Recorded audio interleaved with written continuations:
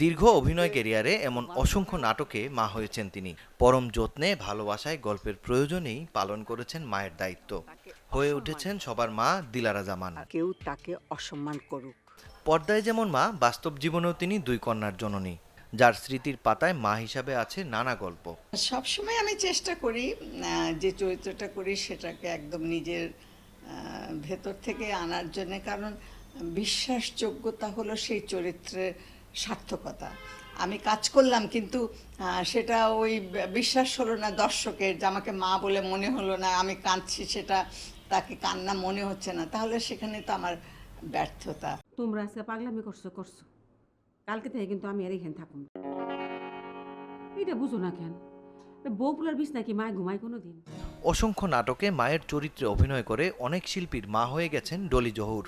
90 দশকের পর থেকে এ প্রজন্মের প্রায় শিল্পীরাই তাকে ডলি মা বলে সম্বোধন করেন।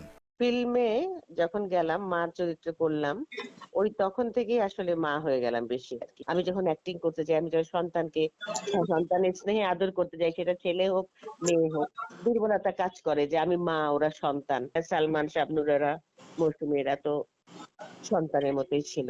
তখন আমি যখন তার সাথে অভিনয় করি, একজন মা যদি হয়ে যেতে পারি তাহলে অভিনয়টাই ভালো হয়, ফোটানো যায়, মানুষ দর্শকেও আমাদের সঙ্গে একাত্ম হতে পারে। আর যদি মনে হয় না অভিনয়ই করছি, তাহলে তো একাত্ম হয়ও না, মানুষ এত ভালোবাসবে না আমাদেরকে। ডলি জহুর, দিলারা জামানদের মতোই পর্দায় মায়ের ভূমিকায় দেখা যায় শিল্পী সরকার অপু, চিত্রলেখা গুহ, সাবিরি আলম, ওয়াহিদা মল্লিক জলি কিংবা মিলি বাসারকে। সরি বাবা, I am really sorry late হয়ে গেল। Not at all. বর্তমান প্রেক্ষাপটে নাটক কিংবা সিনেমায় কমেছে পারিবারিক গল্পের কাজ, যাতে গুরুত্ব কম পাচ্ছে মায়ের চরিত্র। সেটা কতটা যুক্তিসঙ্গত কিংবা সামাজিক, সেই প্রশ্নটা তোলা থাকুক সময়ের কাছেই। নাস্তা করবে। মাকসুদুল হক ইমু, চ্যানেল 24, ঢাকা।